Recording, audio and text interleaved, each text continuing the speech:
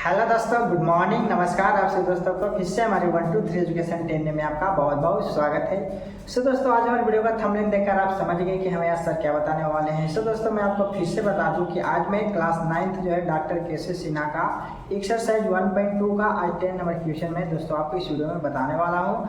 सो दोस्तों, अगर आप इससे पहले वाले वीडियो नहीं देखे होंगे तो आप कृपया जा करके हमारे प्ले लिस्ट में देख लें। आपका और सभी के सही वीडियो आपको मिल जाएंगे। ठीक है, मेरा जो सही वीडियो बनाया हुआ है आपको मिल जाएंगे। बाकी दोस्तों, इस वीडियो में आगे से बढ़ने से पहले अगर आप हमारे चैनल पर नए होंगे तो आप हमारे चैनल को सब्सक्राइब जरूर करेंगे और ऑन नोटिफिकेशन दबाएंगे, जिससे हमारे सही बनाए हुए वीडियो का अपडेट आपको तुरंत मिलेगी। ठीक है, तो बाकी के दोस्तों चलते हैं, देर ना करते हुए मैं आपको बढ़ता हूँ वीडियो की ओर। तो आप लोग इस वीडियो में लास्ट तक बने रहें। ठीक है, और मैं जिस तरीके से आपको बताता हूँ, समझाता हूँ, आप उससे पहले फॉलो करें, तभी आप अपने कॉपी में नोट करें। ठीक है, पहले आप सीखेंगे उसके बाद नोट करेंगे। ठीक है, तो चलते हैं दोस्तों, यहाँ पर स्टार्ट करते हैं। जो सबसे पहला आपका 10वां नंबर क्वेश्चन बोल रहा है, यानी कि कैटेगरी बी जो है पहले पढ़ लेते हैं। बोल रहा है कि दो अपरिमेय संख्याओं के बीच, है ना, आपको दो अपरिमेय संख्या मिलेगा, उसके बीच में परिमेय संख्या रखने पर आधारित प्रश्न, यानी कि परिमेय संख्या आपको क्या करना होगा, निकालना होगा। तो 10वां का जो पहला नंबर क्वेश्चन है दोस्तों आपका √3 और √5। ठीक है, √3 और √5 के बीच में क्या कर रहा है, दो परिमेय संख्या को लिखने के लिए बोल रहा है। ठीक है, कितना, दो परिमेय संख्या। तो सबसे पहले दोस्तों आपको क्या करना पड़ेगा, √3 का आपको मान लिखना पड़ेगा। परिमेय संख्या निकालने के लिए क्या करना पड़ेगा, √3 का मान लिखना पड़ेगा। और √3 का जो मान होता है 1.732 होता है। बाकी √3 क्या है, हमारा अपरिमेय संख्या है, तो हम इसको शॉर्टकट में क्या करते हैं, 1.73 तक ही यूज करते हैं। बाकी तो हमारा आगे का संख्या बहुत सारे होंगे, लेकिन हम उसको यूज नहीं करेंगे। ठीक है, अब यहाँ पर बोला जाए तो √3 का मान 1.73 भी सही होगा। ठीक है, यहाँ तक के हमारा यूज होगा। उसके बाद दोस्तों आपका दिया है √5। ठीक है, तो √5 का मान लिख लेंगे, तो होता है √5 का मान 2.236 ... बहुत सारा, लेकिन इसमें हम क्या करेंगे, दो ही अंक का यूज करेंगे दशमलव के बाद। कितना अंक, दशमलव के बाद दो ही अंक का हम लोग यूज करते हैं। तो अब दोस्तों आपको क्या करना है, यहाँ पर हमने यहाँ पर √3 और √5 का जो मान था हमने लिख दिया। अब ये दोनों मान के बीच में क्या करेंगे, हम दो परिमेय संख्या को लिखेंगे। तो चलिए कैसे लिखेंगे अब हम जानते हैं। ठीक है, यहाँ पर दोस्तों लिखेंगे √3 और √5 के बीच। ठीक है, √5 के बीच दो परिमेय संख्या।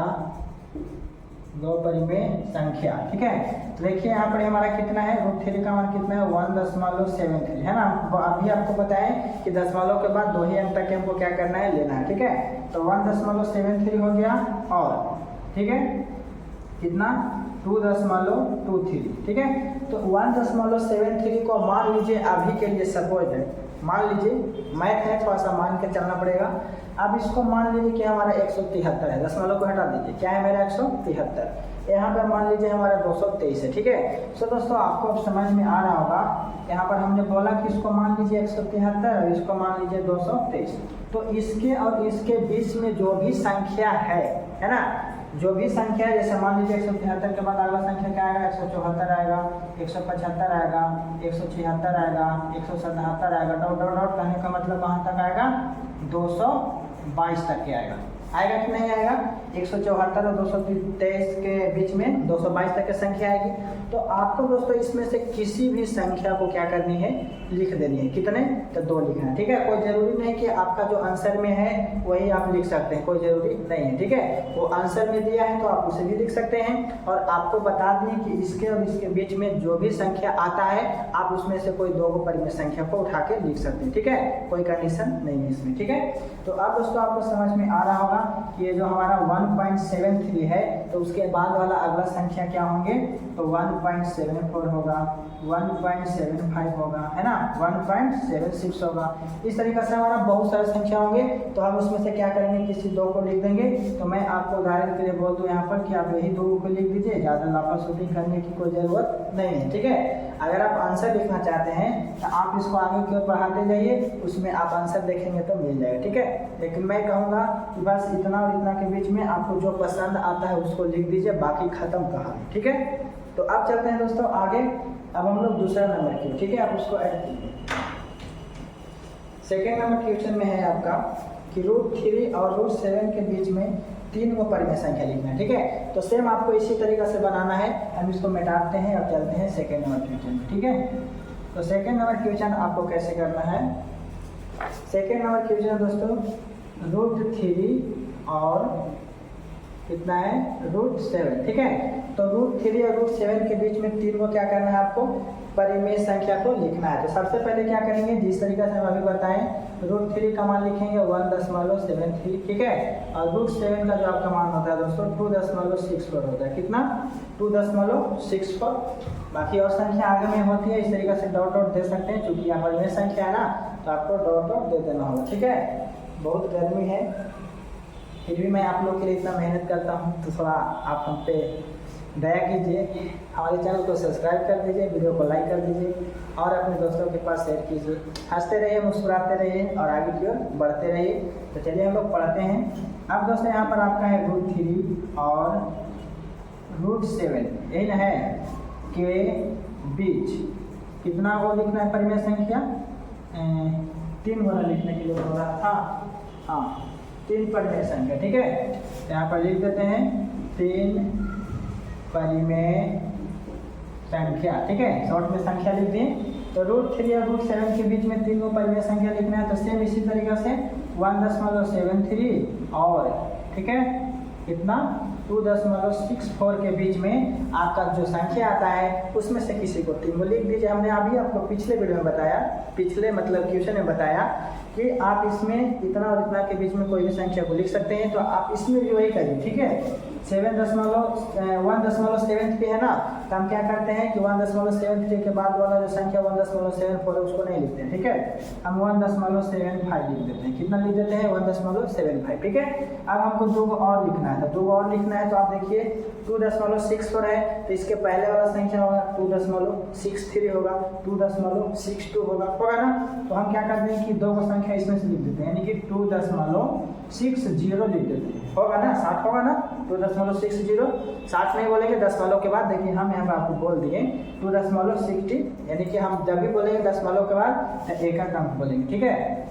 तो 2.60 हो गया। उसके बाद दोस्तों एक और लिख देते हैं 2.63 लिख देते हैं, है ना। 64 के पीछे एक क्या होगा 63 होगा। तो आप इस तरीके से क्या कर सकते हैं, अपना मन से जो आए उसमें से क्या करें लिख दे, ठीक है। कोई कंडीशन नहीं है कि आपको यही लिखना पड़ेगा। चलिए आपको समझ में आ गया, तो आप इसको नोट कर लीजिए। उसके बाद दोस्तों हम लोग चलेंगे थर्ड नंबर में। आपका थर्ड नंबर देखिए 10 का थर्ड नंबर में बोल रहा है दोस्तों कि पाई है ना और √3, पाई और √3।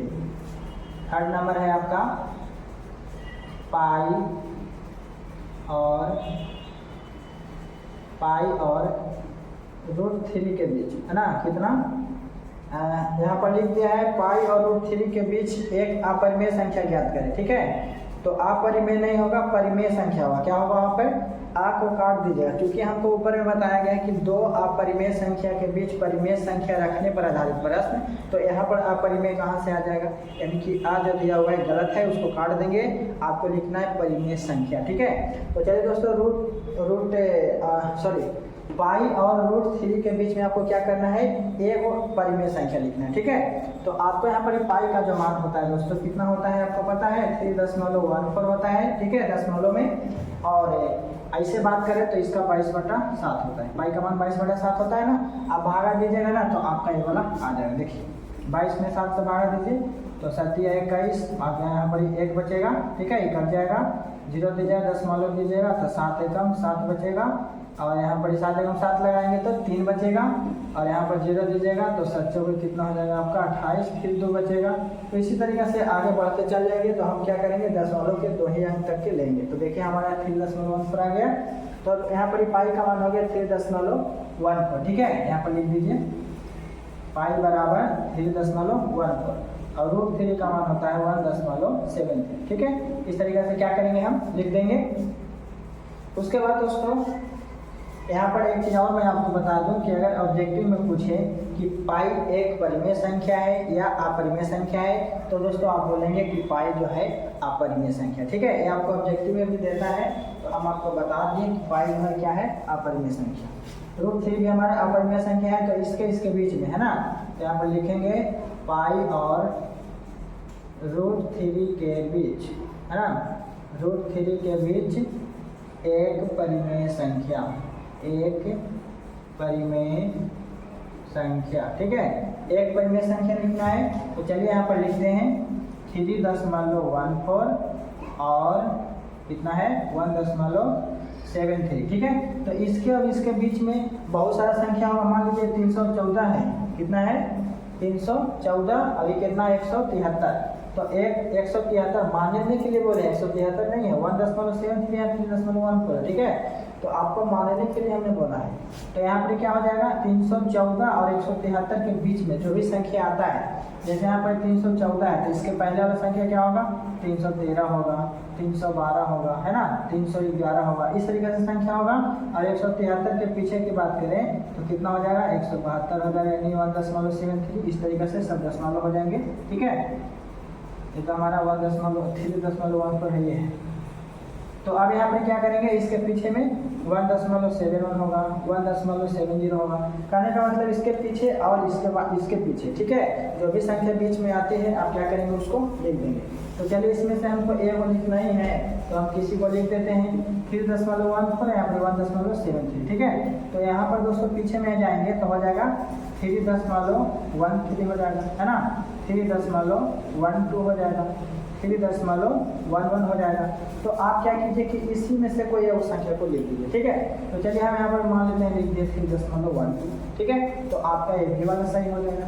अगर आप इसको लिखना चाहते हैं तो आप इसको भी लिख लीजिए, इसको लिखना चाहते हैं तो इसको भी लिख लीजिए, ये भी सही होगा। और नहीं तो इसको नहीं लिखना चाहते हैं तो और आगे बढ़िए और उसमें से जो आपको मन है वो लीजिए, ठीक है। तो आपको दोस्तों बस इतना ही इसमें करना था। तो यहाँ तक कि हमारा बताया हुआ वीडियो कैसी लगी दोस्तों, ज़्यादा लॉन्ग नहीं करूँगा, मैं अगले वीडियो में बताऊँगा आपको ताकि समझ में आए, ठीक है।